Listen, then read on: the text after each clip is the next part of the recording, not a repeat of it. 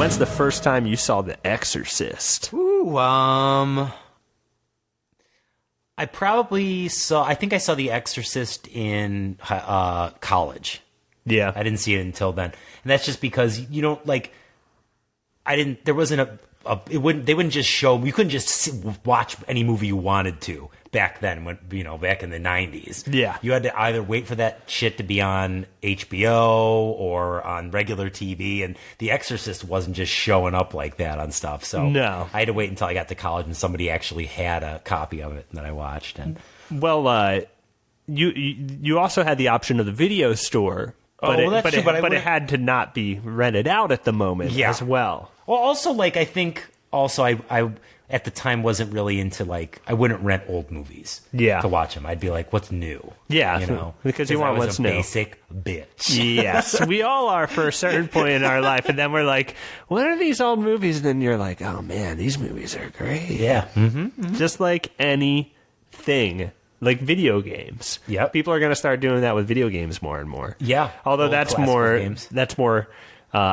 studied on the internet. That became a thing that was had an internet community pretty early on. So yeah. What do you think? You know what? I know I have my favorites. In fact, I was actually on the way over here tonight, I was thinking about a game that I love, and what always triggers it is whenever Paradise City comes on the radio, I always think of this game, and I'm always become a more dangerous driver when it comes on, because I loved Burnout Paradise so much. Oh, wow. Okay. Did you ever play that? No, I thought you were going to go with Twisted Metal for some reason. I did love Twisted Metal. I played so much Twisted Metal when I was in college. It was ridiculous. 1 or 2?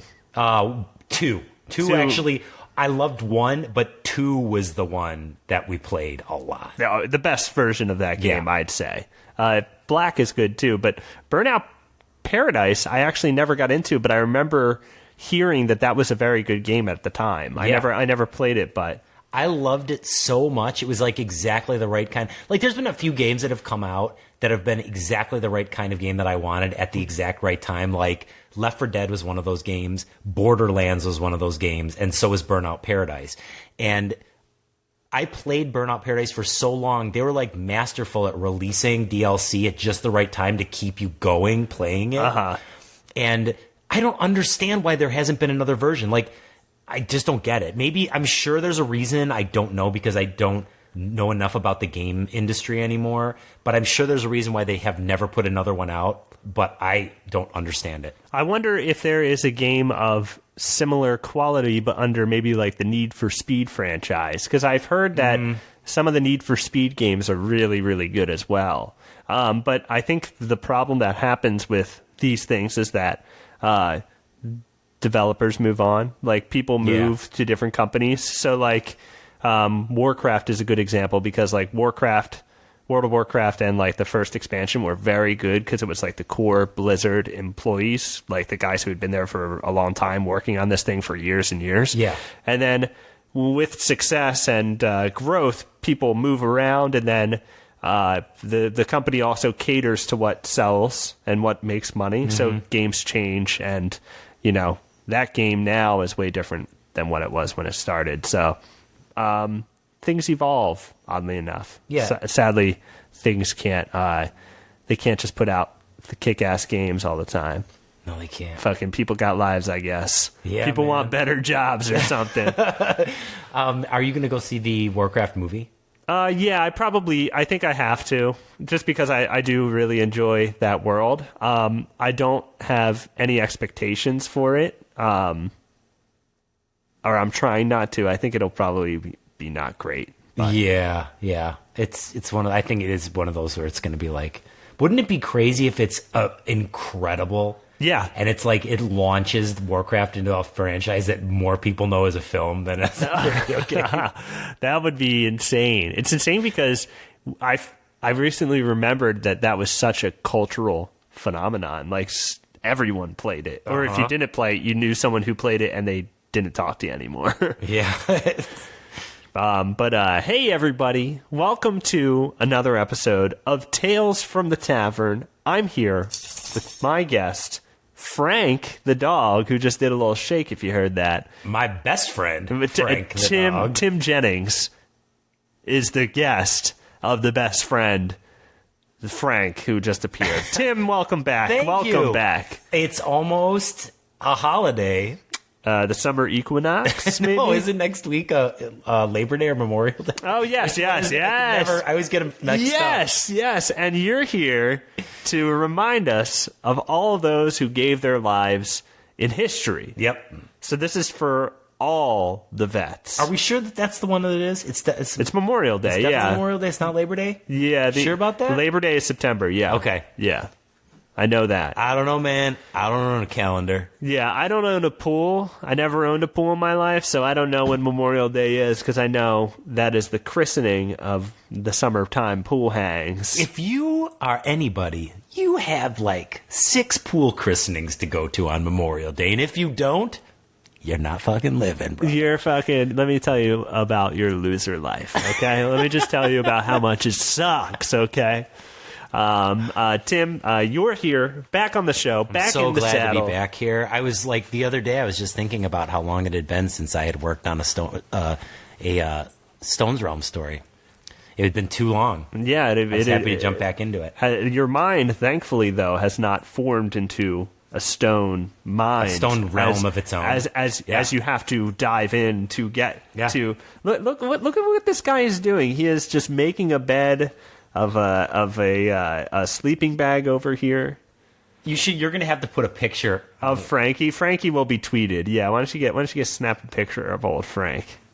Frank is a dog that we know in this house, and he's a friend.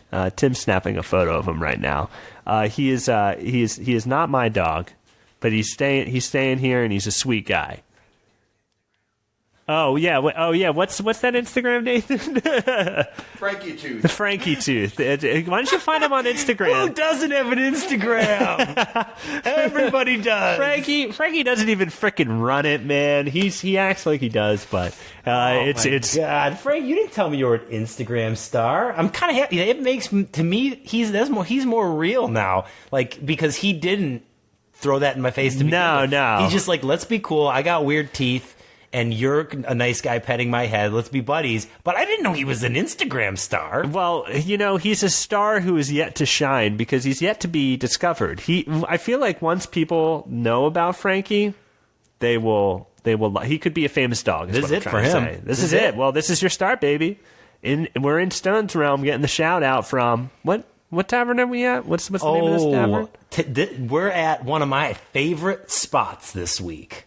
It's called the Stump. The Stump? Yep. Wow, and it is literally a stump that you go and sit on, and then the goblin who owns it comes out, and he's got a goonbag, and he gives you some sips off of his goonbag. So take a couple hits off this goonbag here. Okay, all right. I have to say, I guess it looks a little mildewy, the mouth of it. Where you the goon bag? Man, you're going to probably have diarrhea tomorrow. But it's part of the... All right. It's part of the experience. Okay, well, I'll have a sip of the old goon bag here.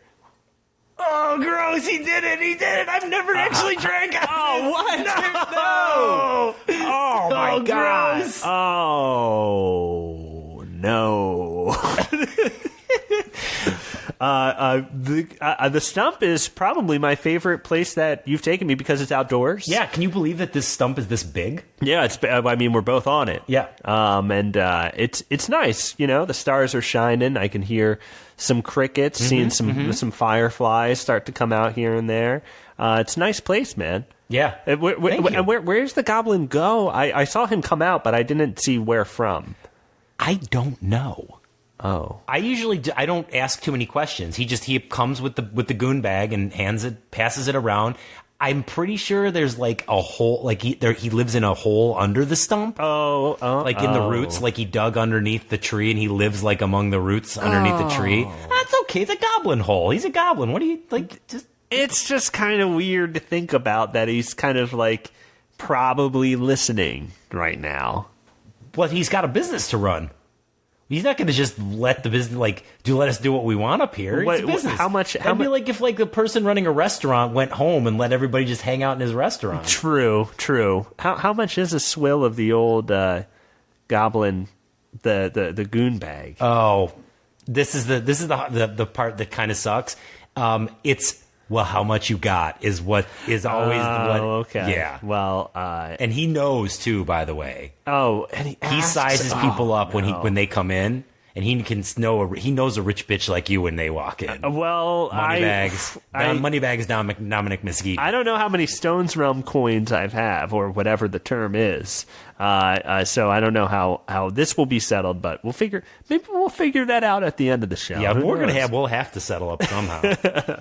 But today we have tales of fisticuffs and festivals. Oh yeah, perfect for springtime. Yes, perfect for springtime. You know, you're getting all pollened up, all sex crazed, and you're gonna have to fight some fellow members of your sex. Unfortunately, in order to mate, there's no way around it. It's just the way it is. That's nature. So, fisticuffs and festivals. Fisticuffs was suggested by Justin Weiss, and festivals was suggested by Duncan Parker Newton Gaines, or DPNG on the street. That's his rap. That's his rap group. Oh, okay. He's got so many initials. He's got his own rap group. That's all right. You got to do that. If you want to vote on or suggest prompts, you can do so by becoming a patron at patreon.com/TFTTpod. There's more information there. I actually have two quick questions for you from our patrons about Stonesrealm. First, I love them. Anything for the Patreon patriots, because I am one. The Patriots, the Patriots. Patriots? Well, it would be. I believe the correct term is patron, but I know patrons. how the patrons. Patriots is more. I like patrons. Let's go with that. Okay, the Patronus. Let's go with the patronus. Patronus. Okay. This and you are one. Yeah, I am one too. Proudly, proud supporter of the show. And we have a question here from Luke Noodles. Luke asks, "Cooch boots still cool in Stonesrealm?" Okay, so if you don't know or haven't heard the very first tale of Swordborn, what are you doing? Which might be, you actually should listen to it, because Swordborn wasn't always Swordborn. He used to be a cobbler named Rindle, who created a type of boot called the Cooch boot, which was a type of women's boot that were not just thigh highs, they actually zipped up all the way to your gooch. Yeah, it's incredible. And were really hard to walk in. They're not, I wouldn't say they're popular, like wildly popular, but people do still seek them out. There's nobody making them anymore. You can only find them in secondhand stores. Or you can get somebody to bootleg them for you, like to make fake ones. But if you thought the real ones were hard to walk around in, the fake ones are even worse. I heard they fall apart. They fall apart. They're some of them are just like made of sweet. You order them, they look good online, and then you get them, and it's like, half of this thing is sweatpants material. What the hell? No. And it's the bottom half. I heard that a friend of mine got one that was made out of Chinese pizza boxes. Oh, that makes sense. That makes sense. Yeah. Mm-hmm. I have another question for you. This one's from Asim Zaman. Does Ice Bitch have a crazy cool, specifically crazy cool? Crazy cool, like crazy sexy cool, like TLC. I don't think so, but maybe, given the subject. That's Ice Bitch's favorite musical group, by the way. That's TLC. Yeah, there's no doubt about that. I mean, but a crazy cool bear mom. Does she have one? Oh, does she have a cool bear mom? Yeah. Well, it's hard to say, because Ice Bitch didn't really grow up knowing her mom. She was taken away from her mom when she was still a cub, I guess a bear cub. Oh. And brought to be taught how to be a mount. And I think that's part of why she's so... because you don't just go out to the wilderness to a full-grown polar bear and toss a saddle on that fucking thing and ride it. No. And expect that it's going to fight with you in battle. Those bears have to be raised that way. And she was. And so she did not really know her mom, because in order to create a great bear mount, you have to get it away from its parent almost right away. so that you can sort of form it into the bear you want it to be. And so she maybe had a really cool bear mom, but she'll never be able to tell us. Man, this could explain some of her social anxiety too. Where it comes from. Yeah, I would and imagine some of that's her, pretty traumatic. Yeah, some of her anxiety issues and her anger. Let's be real here, anger issues too. Yeah.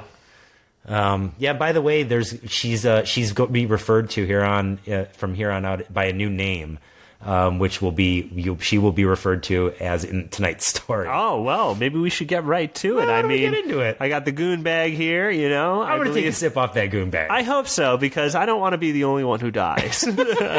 What do you say we get right into it? Let's do it.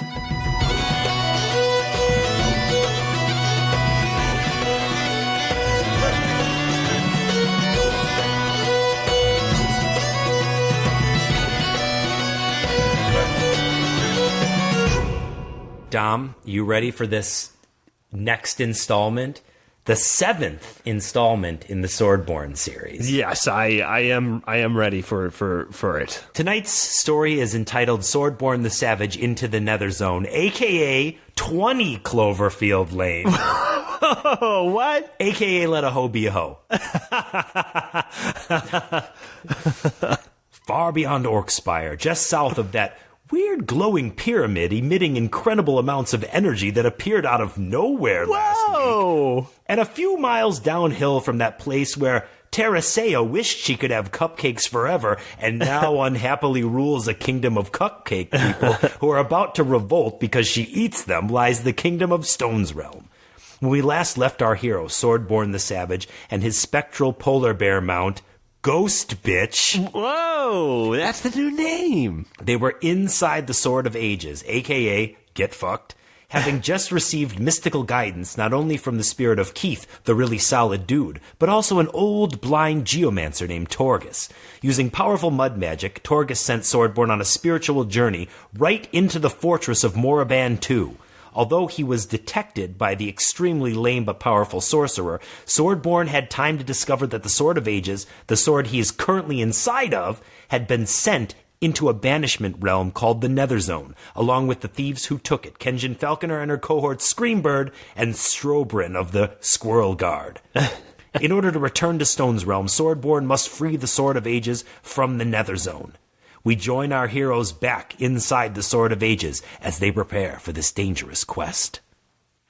Ghost Bitch paced around outside the mountaintop mud hut of Torgus, like Darth Maul when he's stuck behind those energy walls in Phantom Menace. She was so fucking fired up it was stupid. Inside the hut, Torgus prepared Swordborn for his journey to the Nether Zone. The wizened old geomancer ran her hand back and forth across a shelf filled with volume upon volume of books. She searched for one particular tome. "Let's see now," said Torgus. "It must be here somewhere." Swordborn noticed a medium-sized green leather-bound book glowing each time Torgus' hand passed over it. Clearly, this was the book she was looking for. "There's one that keeps glowing every time your hand touches it," said Swordborn. "Is that anything? I don't know." Torgus didn't acknowledge hearing the mighty warrior. It's times like this that I miss my sight." "I have sight, and I'm telling you, one of those books over there keeps..." Torgus' hand passed over the book again, causing it to illuminate. There it is, that one, there you go, that's the one, your hand was just on it." "Okay," said Torgus triumphantly, "here it is." She proceeded to grab the wrong book, at which point the green leather-bound book began flashing even more wildly. "No, you missed it, and now the other one is freaking the fuck out," said Swordborn. "This one?" asked Torgus, grabbing the wrong book. "No." Torgus grabbed a lamp. "This?" "No, that's a lamp, and even without sight, you must sense that that's a lamp," responded Swordborn. Here?" asked Torgus, having wandered into a different room completely. Swordborn grabbed the book off the shelf himself and handed it to Torgus. Here, this is it. Jeez."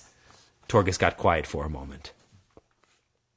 "I should have asked you to help me right away, but sometimes I'm very prideful," the old woman said, getting choked up. At that point, she went in for a hug on Swordborn, but ended up hugging the lamp she mistook for a book instead. Swordboard didn't correct her. Okay. Now, down to the business at hand. Sending you into the Nether Zone. Torgus flipped through the green book, finally pulling out a small pamphlet. I've never been there, but look here. The old woman held out a brochure of the Nether Zone. Swordborn looked at the theme park-style pamphlet. It was full of pictures of people running for their lives from all forms of malevolent creatures, and one of a man quietly enjoying a corn dog on a park bench. Looks fun, said Swordborn. Torgus shrugged. The brochure describes it as a festival of violence and insanity where nightmares are waiting to devour your soul. Children under 12 must be accompanied by an adult. It's a place many have entered, but few have escaped, Torgus responded. How few? Asked Swordborn. 2. One was this guy who said he went in and came out, but he was kind of a bullshitter, so they believed him. And the other was a Ryulian grabber monkey, a group of wizards sent in as an experiment. He came back out 13 years later, but he was really prone to getting bummed out sometimes after that. No matter. You'll be fine. Why, you ask? Swordborn said nothing. Why, you ask? Said Torgus again. Nothing from Swordborn. Ask me why, please. Why? Swordborn finally asked. Because I believe in you. Oh, for fuck's sake, Swordborn muttered under his breath. And I have gifts to bestow upon you. Torgus rummaged through an old trunk.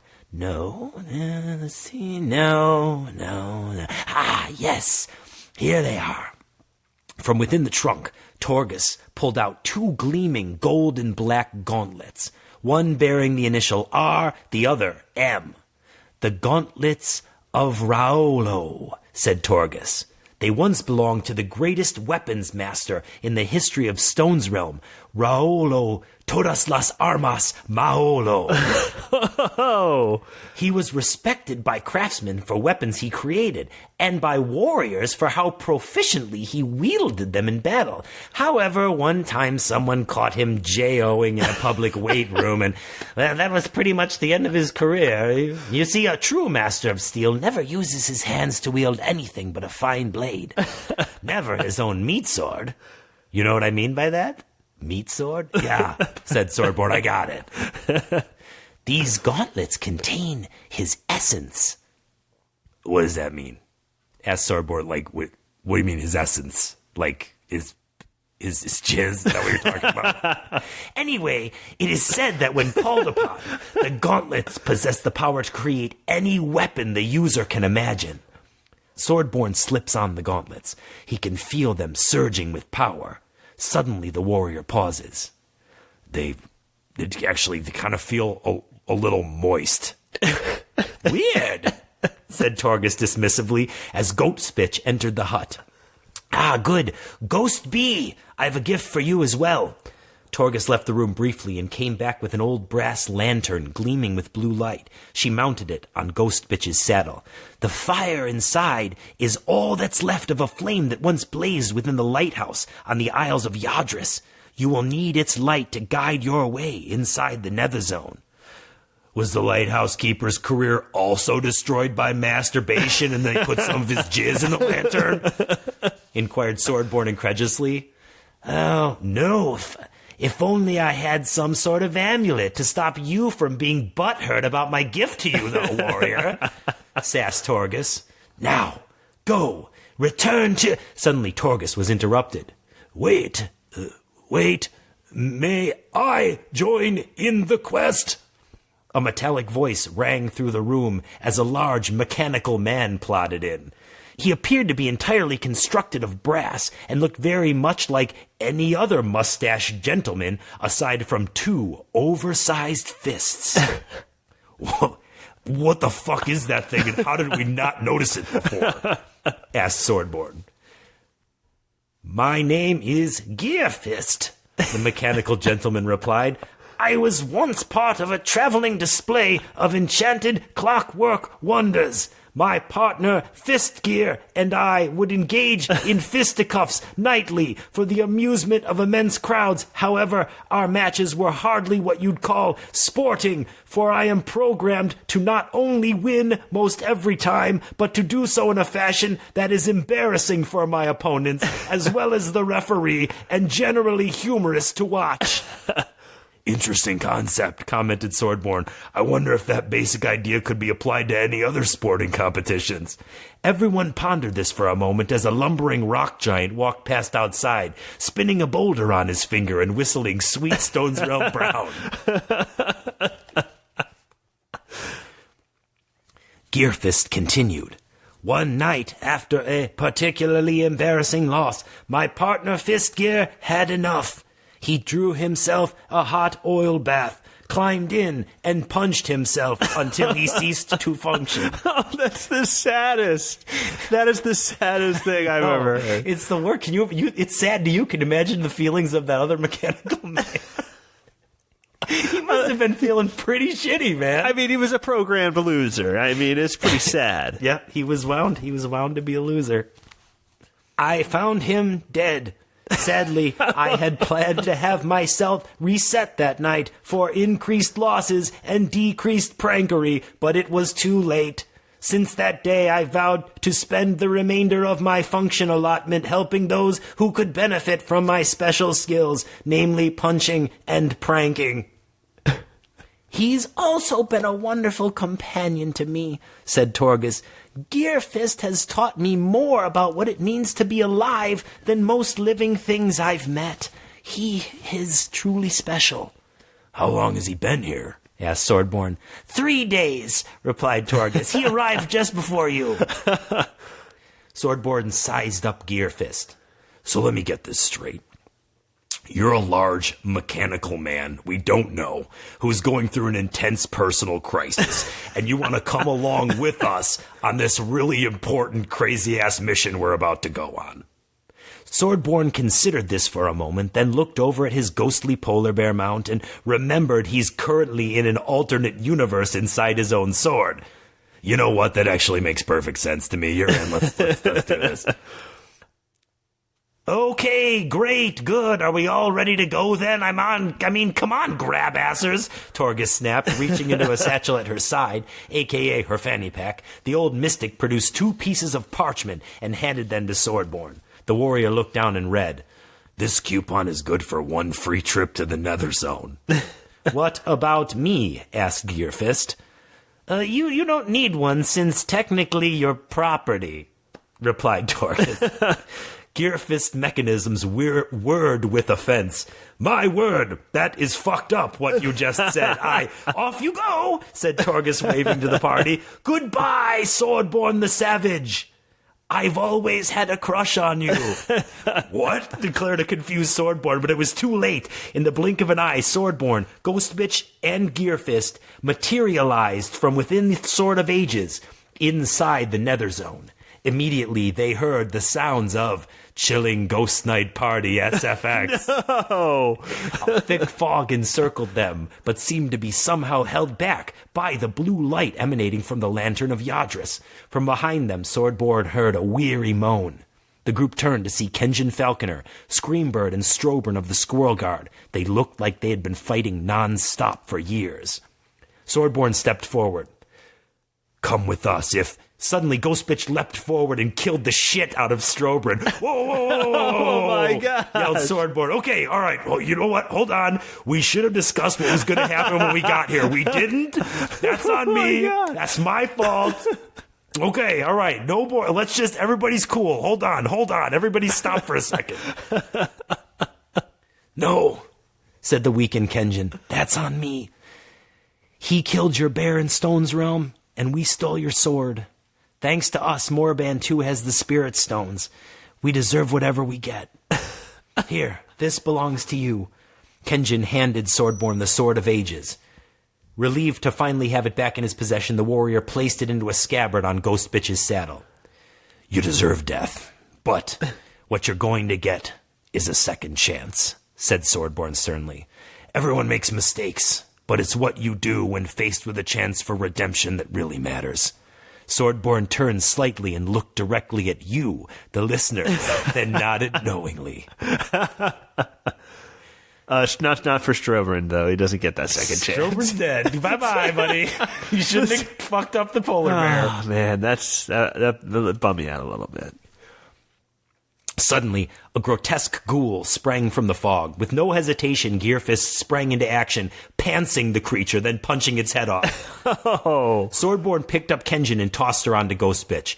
"Let's do this," snarled Swordborn. The lantern of Yadris blazed forth an intense light that cleared a path forward through the fog, revealing a giant door.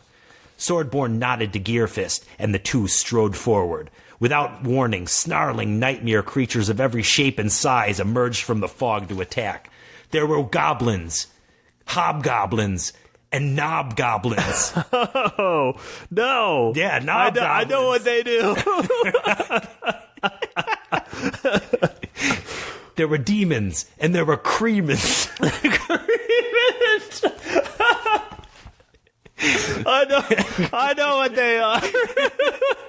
They fight in concert with the knobgoblins. Oh, my. There were witches, and there were straight up bitches. It was like Universal Studios Halloween Horror Nights on bath salts. But as quick Dear God. But as quick as they came, one after another, they met their end at the hands of the two-man wrecking crew that was Swordborn and Gearfist. Gearfist tore through the emerging horde with the machine-like accuracy one might expect from a huge metal man designed to whoop ass and prank. The entire scene was a blur of metal fist, atomic wedgies, and pantsings.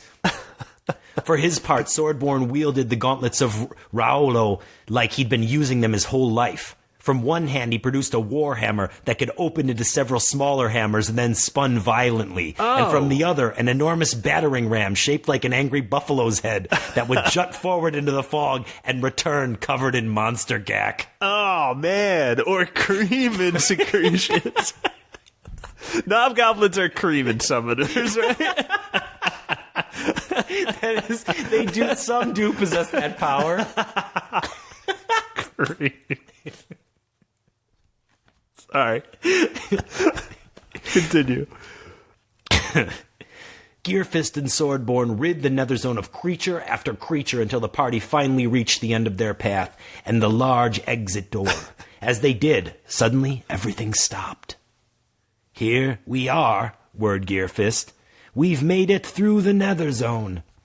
"Not quite," replied a winded, monster blood-covered Swordborn.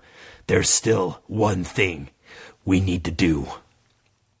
We cut to the same pleasant-looking park bench from the Nether Zone brochure. Swordborn and the rest of his group all enjoy corn dogs in silence, except Gearfist, who simply stands there holding one.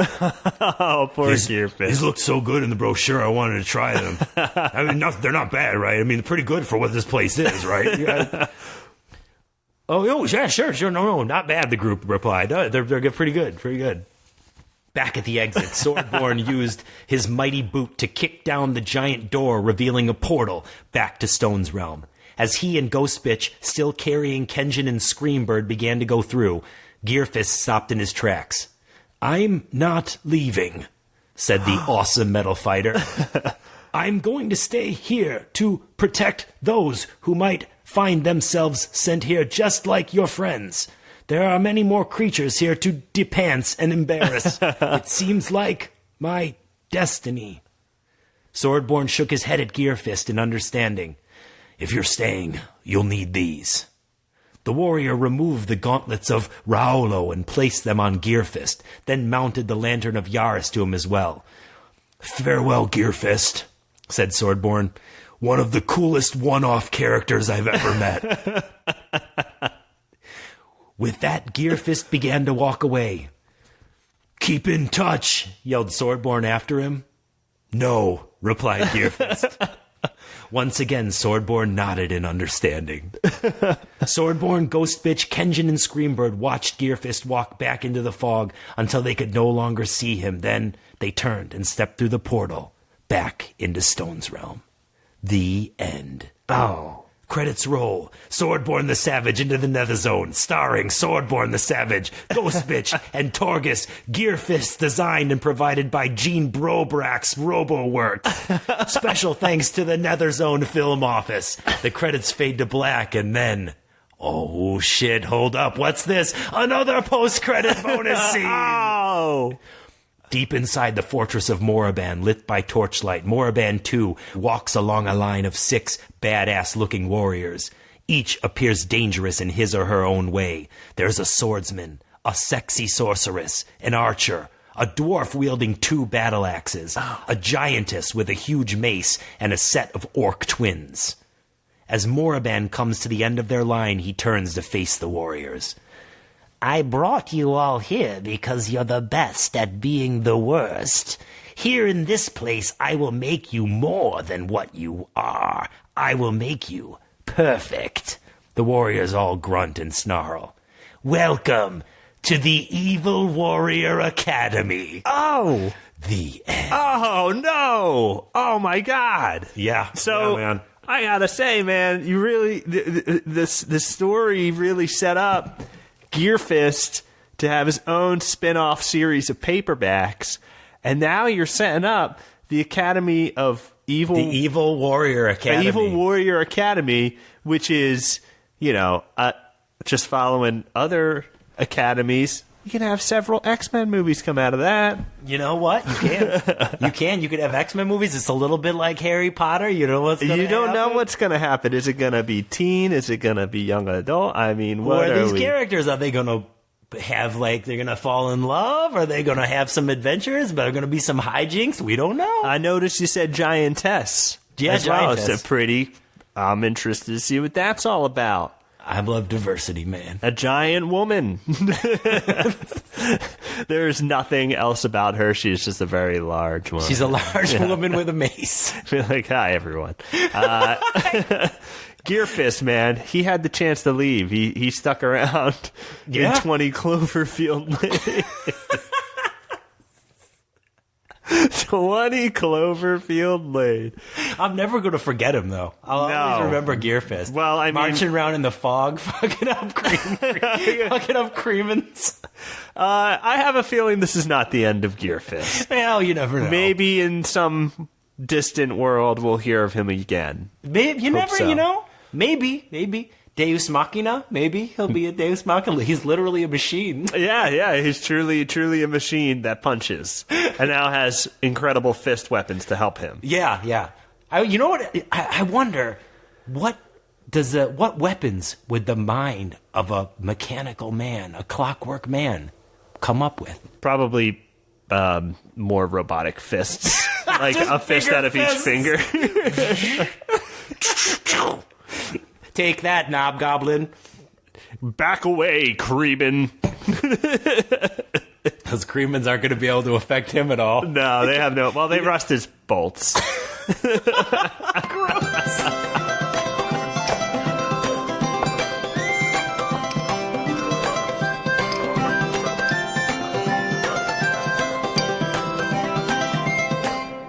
This story of fisticuffs and festivals, Tim, is called Fist Up. Wait, like fist up? You mean it's kind of like step up? Yeah, it's kind of like step up. It's called Fist Up. It was a snowy evening in the northern mountains of Orkspire, and 2 adjacent mighty mountains were the homes of mountain orcs and mountain dwarves. They were Mount Crush with a K, which was home to the mountain orcs, and Mount Dune with 2 U's.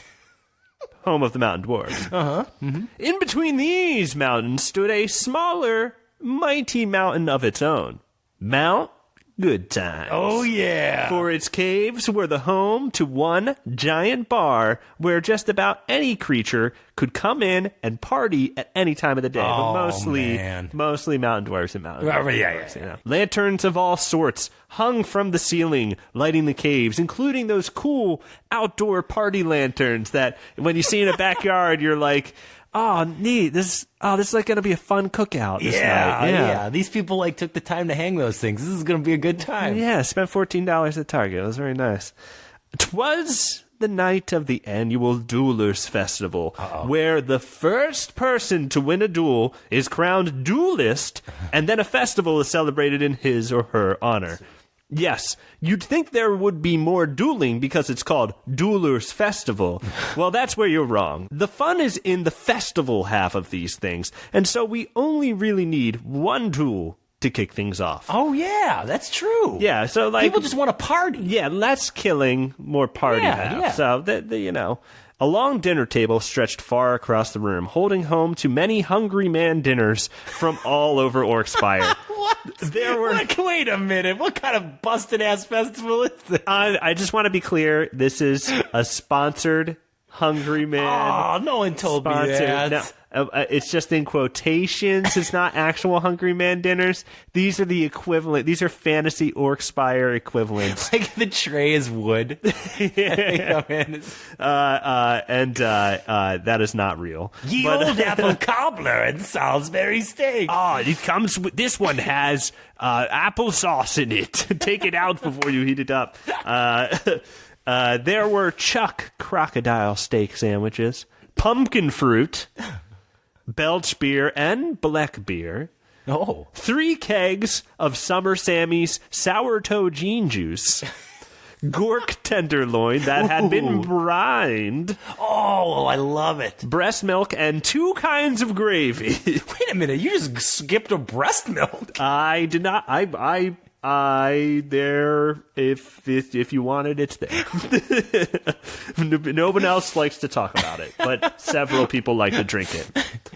Standing near the doorway to the feast, with his foot against the wall, was the orc everybody was hoping would get into a duel.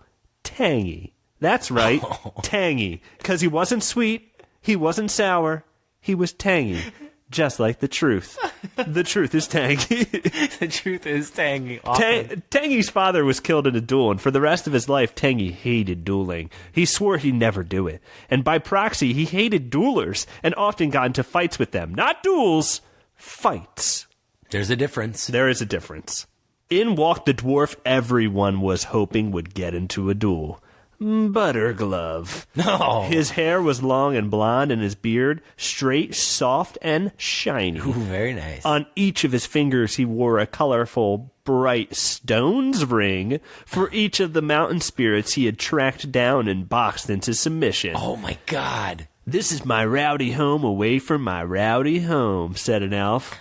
Awesome, dude. I fucking love being rowdy, said a mountain dwarf. I live in the back of a slaughterhouse, the dwarf added somberly.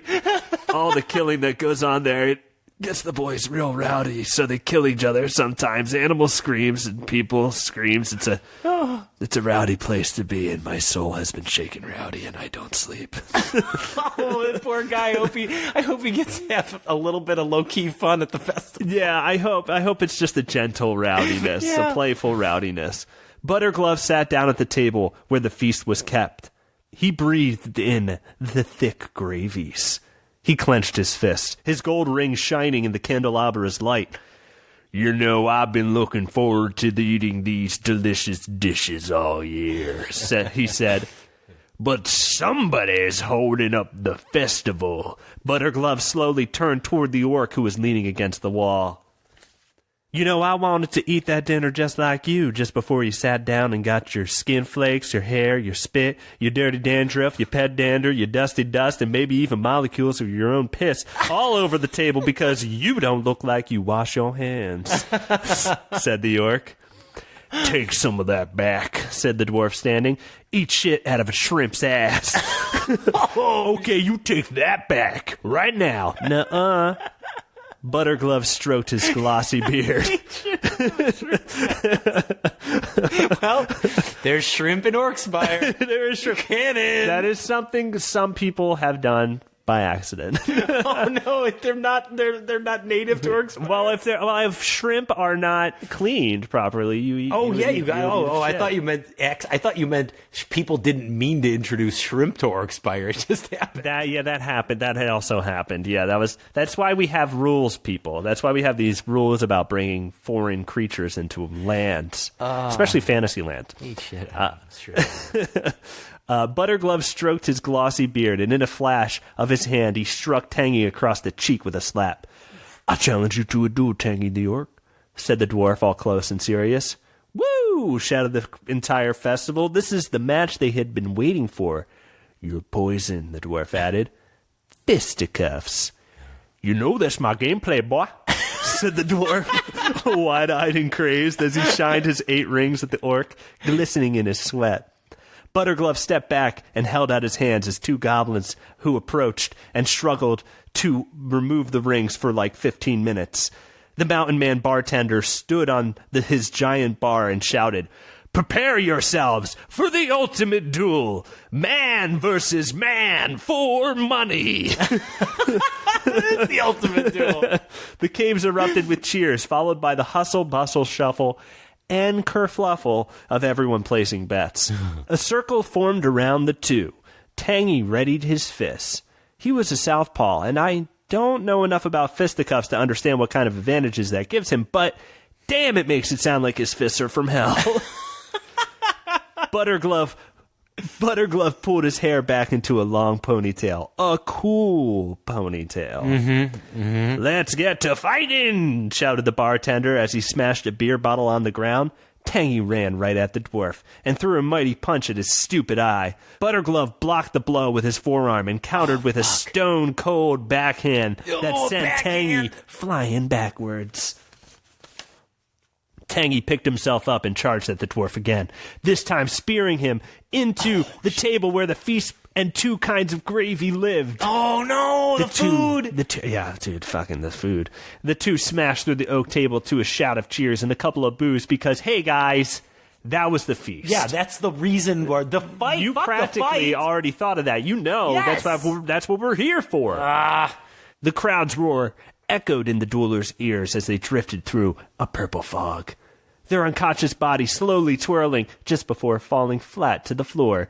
The orc and dwarf seemed to blink simultaneously as they opened their eyes to a room filled with purple fog.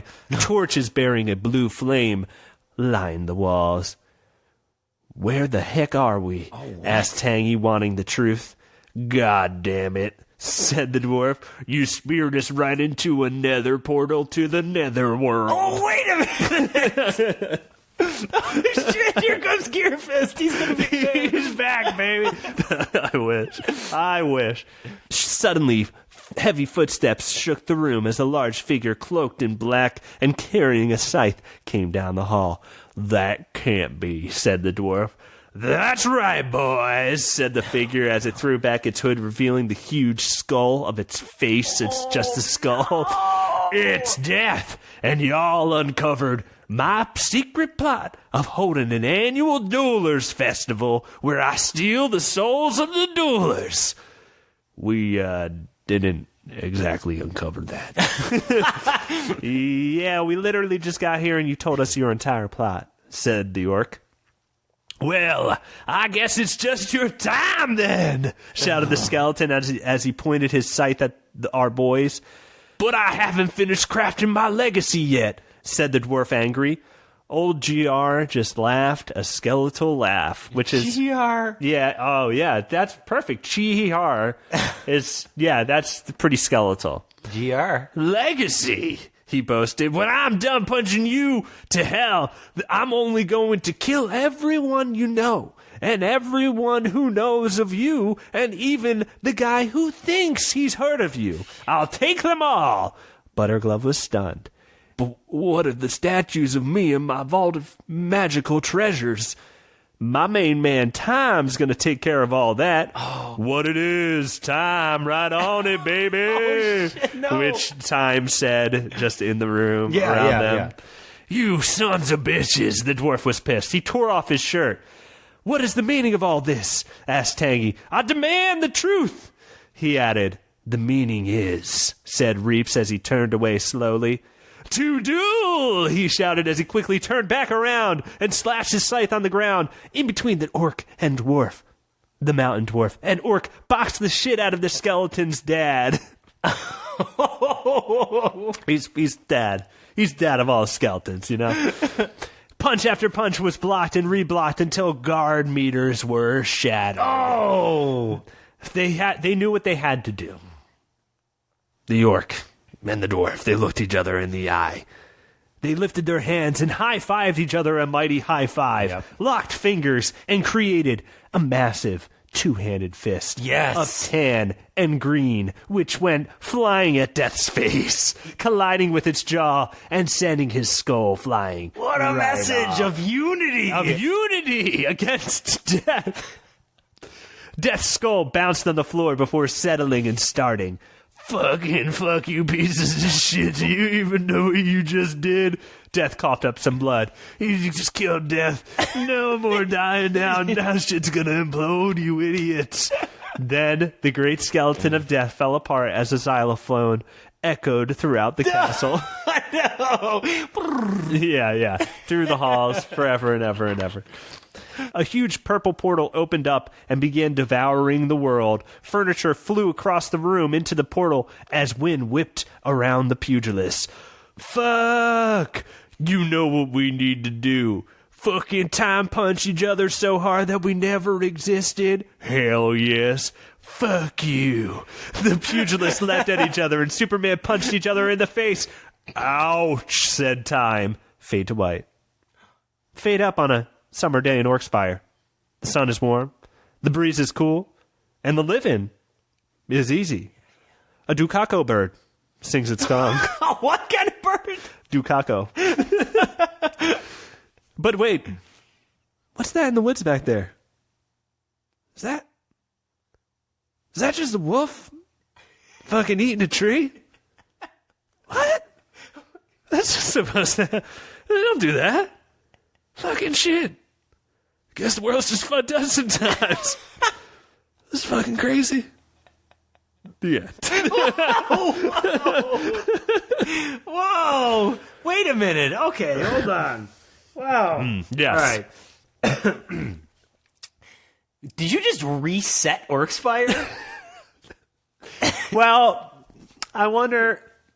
Yes, in the sense that these two gentlemen have never existed. So, And is Death still dead? no, they time punched each other to not only end their lives, but to reset them so that they've never existed. Okay. But maybe they will exist again. Because if you bear the power of the time punch to punch someone so hard that they never existed, Right. you probably have the ability to surf the web of time. We don't know. The tangled web of time. I believe. We don't know for sure whether their plan worked exactly the way they thought. Because they could have just punched each other far enough back in time that what they did never happened. Yeah, and then just doomed to do it again. Yes. Or that they're in like primordial Orkspire. Fighting they're fighting dinosaurs.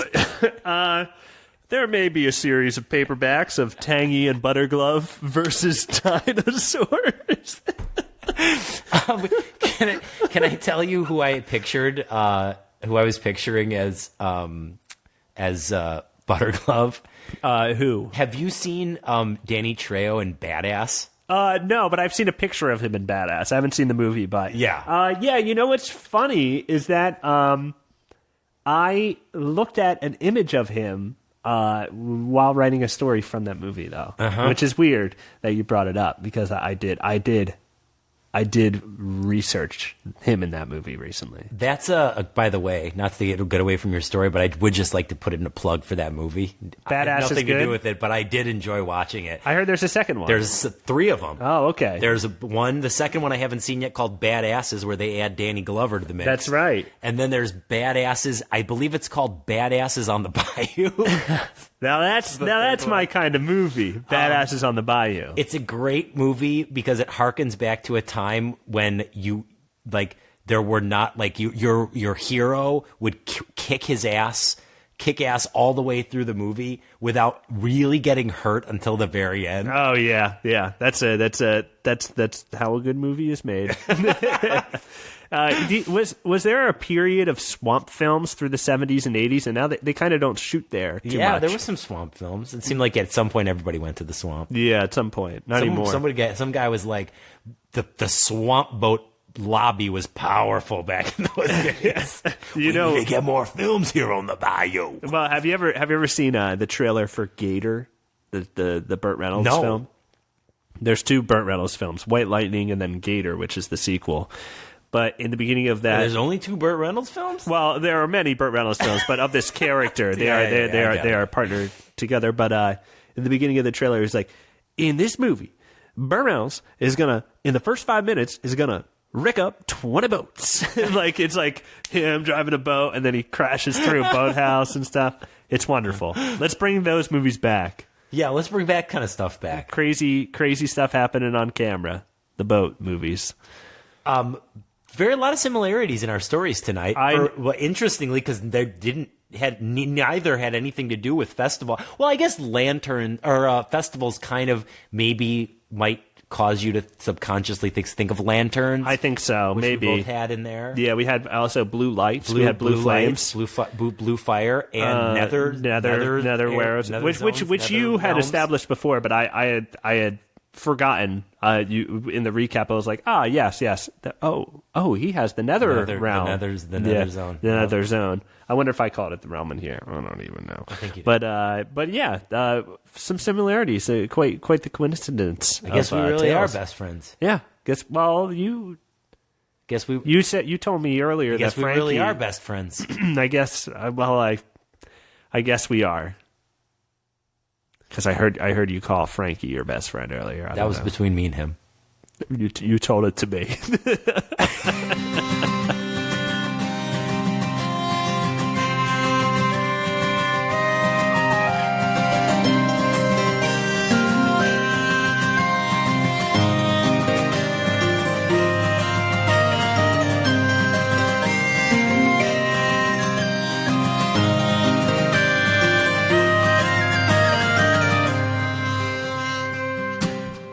Well, we're back on the stump here, Tim. We've pulled out of our portals. We've gone to nether zones. We've gone to nether realms. We've put fist to face. Yep. And have survived. And now we're back on the stump. And this goonbag is feeling a little light. Yeah, man. We better. I'm gonna hold on. I'm gonna try. I'm gonna bang. Let's see if we can get another goonbag up here for you. Do you know his name, by the way, the goblin? You know what? I feel like he told me his name is Mark, but I don't remember. Mark. And I'm too embarrassed to ask. Yeah, well, he doesn't. I would say he doesn't look like a Mark. That's what I remember. Okay, well, if you see him, is he wearing a name tag? I didn't notice a name. No, tag. He's not wearing much at all. No, in fact, I think it's just some leaves that have stuck to his crotch. There's a belt. There's a belt there. Yeah, I don't know if it's holding anything up. But I had a great time here at the Stump. It was very nice to be out. I'm so glad you came, and I'm very happy to be here again. Well, we had another great installment of Swordborn, the Savage, and I guess Moorband 2. He's getting ready on his own. Yeah. I was gonna say he better watch out, but I mean, it sounds like he's got his own little legion, his own academy. He has plans. He has big plans. Wow. Yeah.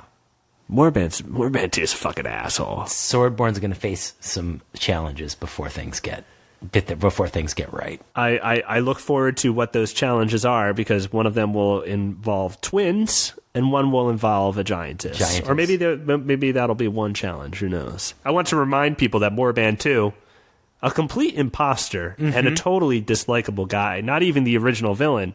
It's like if a guy who wanted to be Lex Luthor showed up, and he Yes. just called himself Lex Luthor too. Right, but he was like just used to was like Lex Luthor's doorman. Yeah, and he's not actually good at what he does, but he gets shit done because he's fucking seedy as shit. Well, that actually is not true because if you remember when he is revealed 2 stories ago, he actually does have real magic powers, whereas the that's original right, yeah. Moravan did not Total have fraud. real magic powers. So this is a fraud in impersonating a fraud. Yes. But he's more sinister and more threatening than the original fraud. Yeah. He is completely hateable. Oh yeah, I fucking hate Morbid too. But Fucking you know piece what? of shit. You're gonna love him by the end. I think You won't. I'm kidding. Oh, okay, all right. Well, I was gonna say that he's gonna have a moment where he can turn it all around on me. You know? Maybe he will. Who knows? Maybe he won't. Well, Maybe he never existed to begin with, man. Am I really here right now? If I punch myself back in time right now, will this show have even ever taken place? depends on how hard and exactly where you punch yourself with a time punch. Let's just go have some hungry orc dinners. Yeah, dude. Let's get some of that breast milk. Oh, I forgot. Oh, it's warm. Good. Oh, yes. Well, you want it to be. It's not hot. You don't want it to be hot. Nope, because that'll ruin the. I'm not even gonna go. Like I know so much about breast milk from having kids. It's just kept under a very large orc's armpit. Oh, and that's where it's kind of warmed, and then natural style. You pour it. Yeah, it's gross. Well, how do folks say farewell here at the Stump? How do you say goodbye at the Stump? See you next time, Mark. See you next time, Mark. Is that why you think his name is Mark? Because you'd have to say that? But then, That's how I say goodbye here at the Stump. See you next time, Mark. Oh, wait, have you seen him recently? No. All right, well, let's just get the fuck out of here. I'm not paying for this goonbag. It's fucking disgusting. See you soon. Bye, everybody. Bye.